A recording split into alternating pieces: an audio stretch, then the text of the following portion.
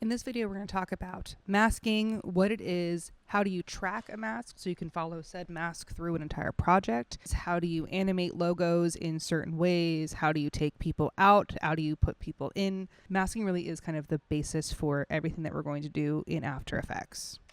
So to start with, I'm going to open up a new composition from footage. I downloaded two different files from pixabay.com. One of them is of this very cute parrot. I'm going to put both of those into my media bin. I'll be using both of them for this project, but we're going to focus on the parrot and his eyes. I want his eyes to be doing something different. I want them to be gone and not look like regular parrot eyeballs. The way I do that is going to be through masking. So I'm going to select my pen tool from my toolbar up on my top left, and I'm just going to start clicking around the eye. Notice as I kind of click and hold and pull, that is how I'm creating those rounded edges. When you are seeing something with those lines appear next to the mask dot that you created, that is how you are creating a rounded edge.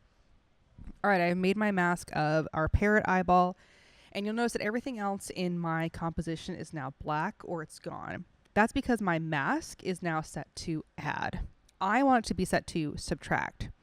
So you want to add masks if you are wanting everything else in your composition to be gone except for what you just masked, and you want to subtract if there's ever a point where you want to take what you just masked away from your final composition. So now I'm going to drag down this fire kind of flames burst video that I also downloaded from Pixabay, and you'll notice that as I play this through, I still have my nice mask and you can see the video through the parrot eyeball. A couple of key things under masks for you to be aware of. There are two main pieces of editing that you can do to a mask to help with some of the things that you may be doing for a project. The first one is mask feathering. Feathering essentially just softens the edges of your mask. It makes it so that that line that you created with the pen tool is not so harsh. It's a little softer. It's a little bit more blurred. There's a variety of reasons why you might want to make that line a little bit softer. The other thing is the mask expansion. This is how far out from the tool that you drew actually is. So you'll notice that I can either make it bigger or smaller depending on where those pixels land. So now I'm going to play my video through where you can now see the flames through the eyeball. But notice that as this is playing, the flames aren't following the eye. The parrot head keeps moving, but my mask hasn't moved. What I need to do now, if I want that mask to follow his eye, is I need to track it.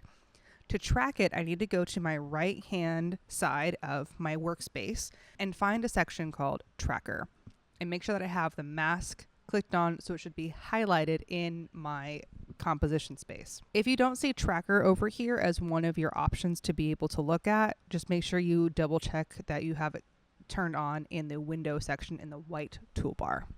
So now what I need to do is I need to zoom all the way in on this eyeball, and I'm going to hit this play button, and what it's going to do is it's going to start tracking the mask forward. So it's going to start adding a keyframe every single time that that mask moves.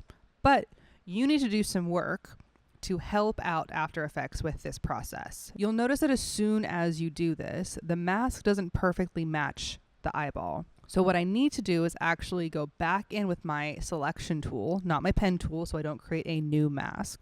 But I need to go back in and start moving those mask points around to make sure that it matches the eyeball. And the way that I stopped this was I hit that play button again over in the Tracker tool.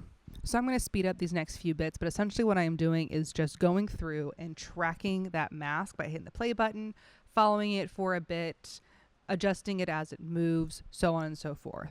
This is one of those more tedious processes that you're going to have in After Effects that's going to pay off later. You're going to notice later on in this video, we start getting a little bit closer to the end where his eye moves and the eye shape moves, and we start moving to the side of his head. And I start getting a little creative with the sizing. I had to go in and add some keyframes for the mask feather to actually make that mask disappear from my composition. And you'll notice again, this time when I added my flames back in, I played it through a bit one more time to get a look at it, and there was still kind of a jump somewhere towards the beginning, so I went back in and adjusted that a bit and retract that mask. You can always go back to any point in your composition and retrack a mask. It's essentially like you're adding in a new keyframe and you're fixing whatever keyframe you put in for that tracked mask point.